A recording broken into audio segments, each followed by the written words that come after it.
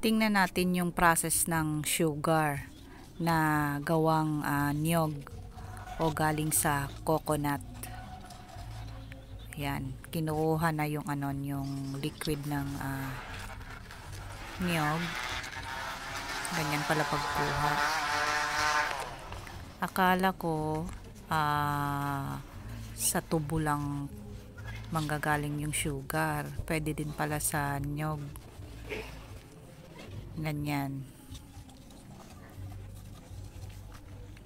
Sasaluhin nila yung liquid. Ayan. Kukunin yung liquid ng galing sa niyog. Ayan, tumutulo.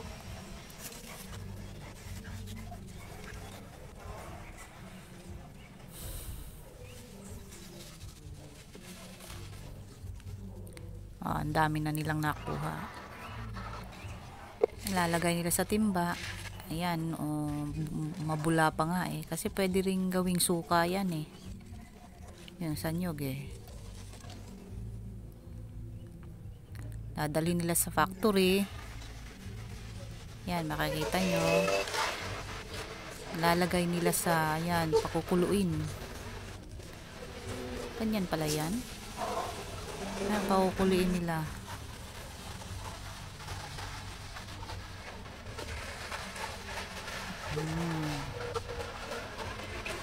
Yan, mainit na mainit. Tapos, sasalang sa kabila.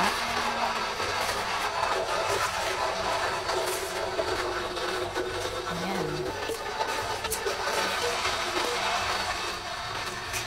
Ang lalagyan ng basket. Ewan ko kung anong technique yan. Yan, pag lumapot na, yan, malapot na yan. Lumapot na yung liquid at ililipat naman nila dyan sa ibang lagayan. Yan, malapot na. Malapot na siya.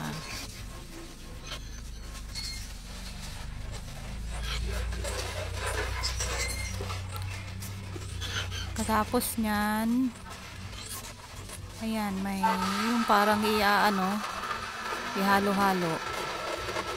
Yan, ihalo-halo nila yan. Siguro para ma-compress ba.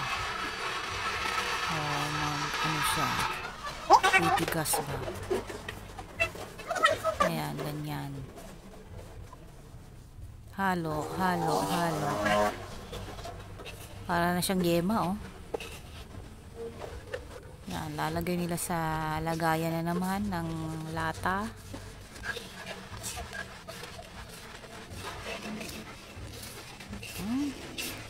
Lagkit na. Yung ano na siya.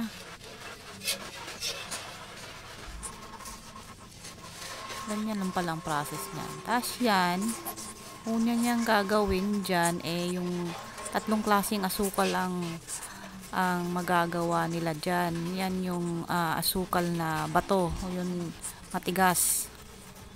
Ayan guys. Matigas yung asukal. Yan, dami nilang nagawa, oh. Yan, parang peanut brittle, oh. Ayan. Tigas.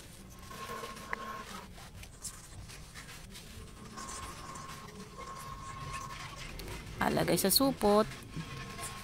Tsaka ibebenta nila. Yan yung unang nagawa nila sa process na ganon.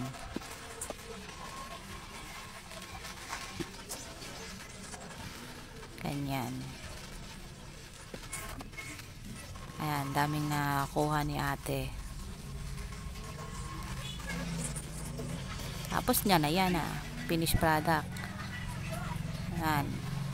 And then, yung another, naman, yung parang syrup, sugar syrup. Yung process naman na yan, hindi na nila i-mix. Diretso na sa bottle. Ayan, yung parang maple syrup kayo. Nalagay na diretso sa bottle. Yun yung sugar syrup. Ayan. Ganda ng packaging, oh. Lalagay sa bote na may label. Ayan. Yan yung finished product ng syrup. Ayan. At lastly, yung durog. Yung durog na, yung usual na ginagamit natin sa bahay. Yung asukal na pula. Yan. Yun naman talaga yung original na asukal eh. Yung brown, yung pula. Brown ba yan? May brown, may pula, yung may dark. Yan naman talaga. Nagiging puti lang yan kasi may process dyan na para maging puti. So, mas ano daw, mas healthy daw yung pula. Yun ang sabi nila, mas ano yung pula. Yan, dinurog niya guys. Hirap kasi mano-manong pagdurog. Siguro pinapakita lang na ayan, durog na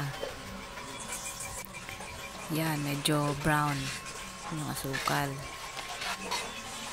Ayan yung durog na asukal. Ayan, at ibebenta nila yan.